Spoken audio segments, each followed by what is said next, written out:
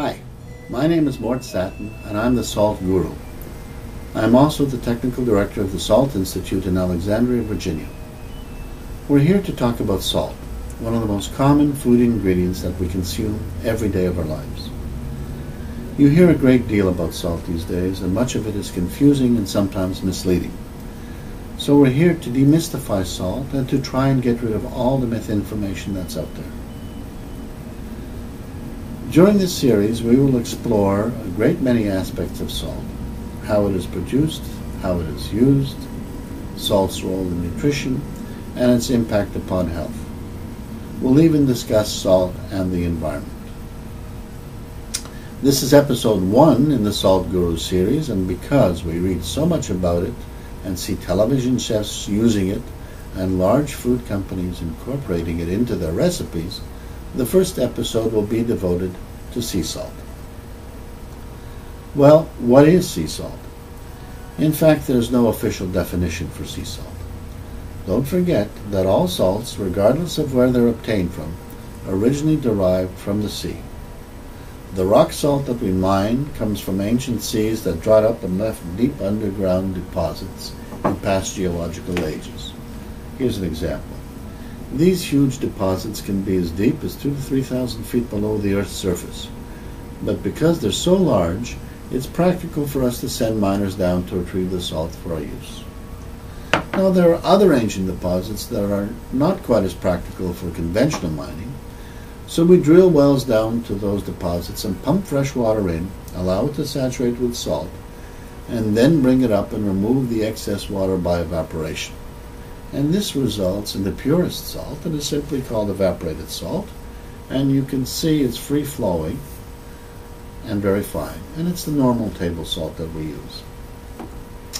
The common understanding of what we refer to as sea salt is salt that is freshly made from surrounding seas by a process referred to as solar evaporation. Now, the process doesn't only use the sun, but also the wind. Making solar sea salt is fairly straightforward. The seawater is pumped or moved into a protected pond and allowed to rest under the influence of the sun and the wind. This evaporates the water and concentrates the salt. After an appropriate period of time, this concentrated salt water, called brine, is moved into another pond, and the first pond is recharged with fresh seawater. The process is repeated, moving the ever-increasing concentrations of brine from pond to pond until the concentration of salt is high enough to crystallize. In the final pond, where crystallization occurs, the salt is harvested. And here's an example, a nice example of sea salt. Because there are variations in the way sea salt is produced around the world, it can vary considerably from one location to another. Even within the same location, it may differ from producer to producer. And as a result, sea salt is not a standardized product and can vary in its sodium chloride content from 60 to 99%. Sodium chloride is the molecule in all salt that's responsible for its typical taste. The higher the sodium chloride content of sea salt, the more typical salt taste it will have. Other impurities in the sea salt come from the sea and the surface that the salt is harvested from. These are generally other minerals typically found in the sea and in sea muds. Now, there's a great deal of talk regarding the nutritional value of these other minerals, but there really are no reliable clinical studies published to support their supposed benefit. In fact, there's one problem associated with sea salt. Many people are misled to believe that sea salt contains sufficient iodine to replace the iodine found in iodized salt. And without any exception, this is not the case.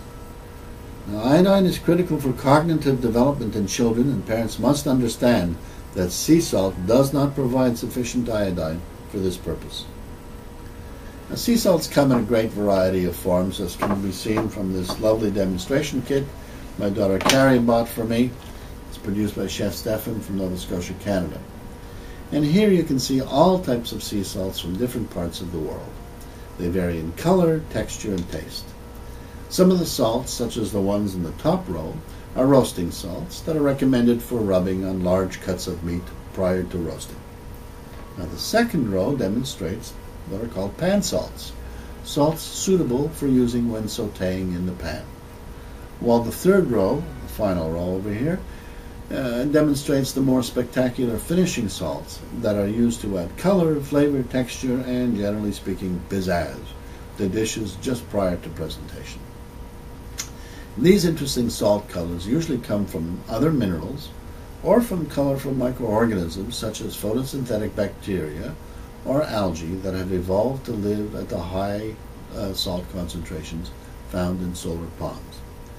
In fact, it's interesting to see satellite images of solar salt ponds because they look like a patchwork of different colors due to these benign organisms.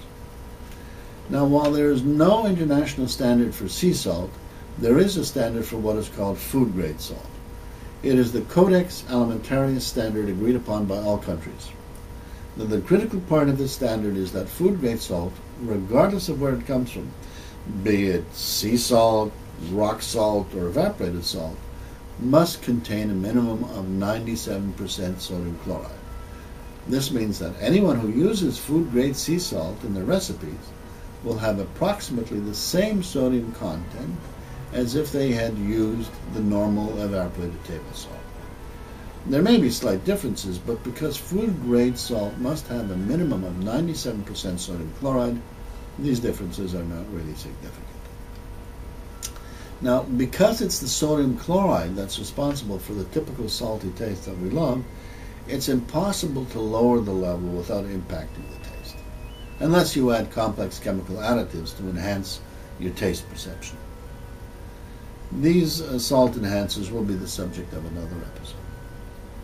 So there we have sea salt. Interesting, colorful, and tasty variations of the salt that we eat every day. Until next time, this is the Salt Guru. Bye-bye for now.